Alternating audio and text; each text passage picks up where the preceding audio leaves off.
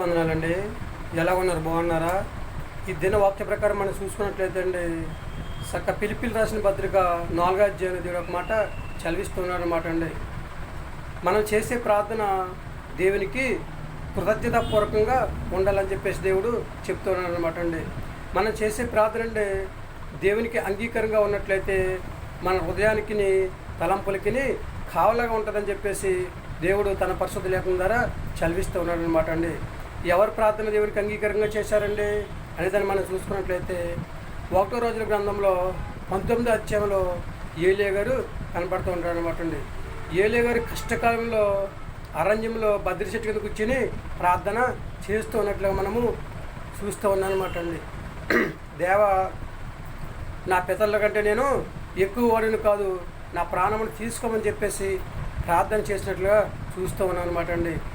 ఏలియా గారి ప్రార్థన దేవునికి అంగీకారంగా ఉంది కనుక వెంటనే అతనికి ఆహారాన్ని నీళ్ళని సిద్ధంపరిచినట్లుగా మనం చూస్తూ ఉన్నాం అనమాట అండి. చక్కగా ఆహారము నీళ్ళు ఎప్పుడైతే కనపడ్డాయో ఏలియా గారు దాన్ని చూసి తృప్తిగా భోజనం చేసినట్లుగా మనము చూస్తూ ఉన్నాం అనమాట అండి.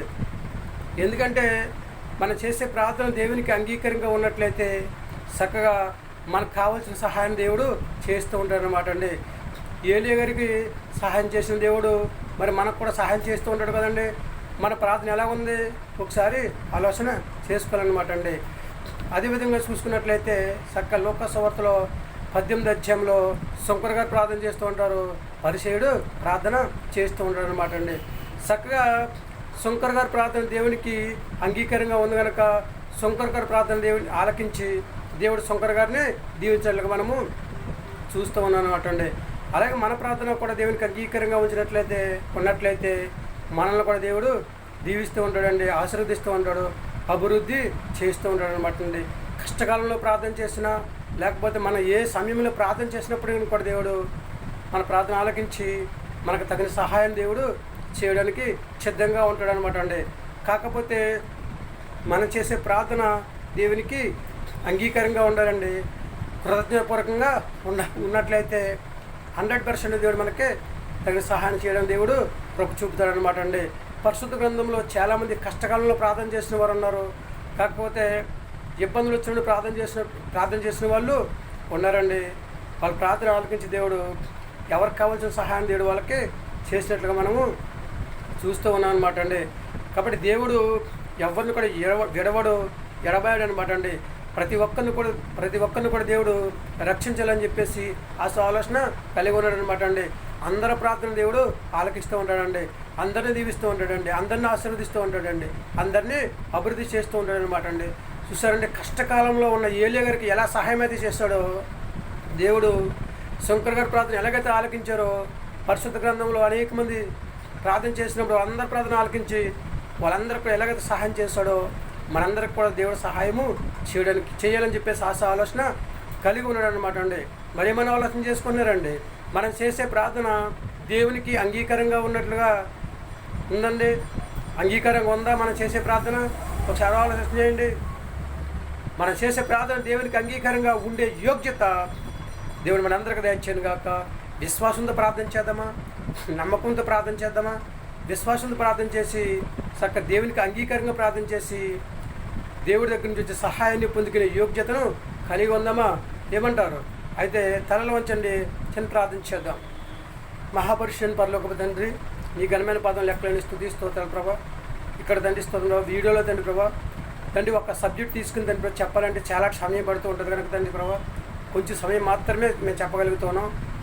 దీంట్లో తండ్రి ప్రభా బిడ్డలందరూ తండ్రి అర్థం చేసుకుని తండ్రి చక్కగా తండ్రి ప్రభా జీవించే యోగ్యతను దయచేయండి, విశ్వాసంతో ప్రార్థన చేసే యోగ్యతను దయచేయండి, ప్రతి బిడ్డ నీకు అంగీకారంగా ప్రార్థన చేసే యోగ్యతను దయచేయండి, ప్రతి బిడ్డను దీవించండి, ఆశీర్వదించండి తండ్రి. చిన్నలను పెద్దలను యవనస్తులను వృద్ధులందరినీ కూడా ప్రభా దీవించి ఆశీర్వదించండి. ఎవరికి కావాల్సిన సహా వరకు దయచేయండి తండ్రి.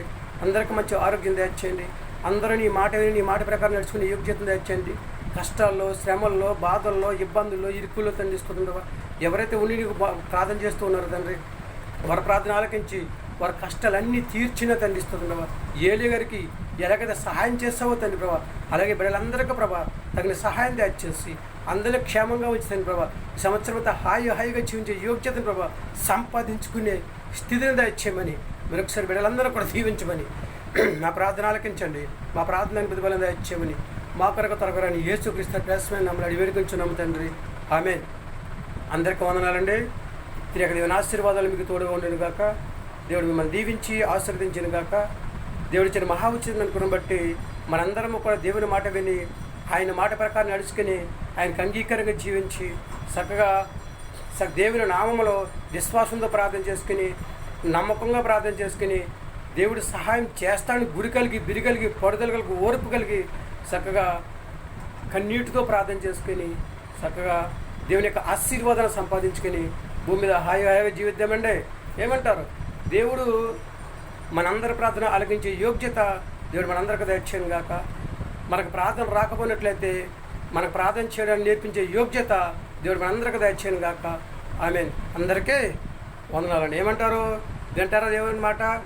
చేస్తారా దేవుని నామంలో ప్రార్థన? పొందుకుంటారా దేవుని యొక్క సహాయాన్ని? ఏమంటారండి?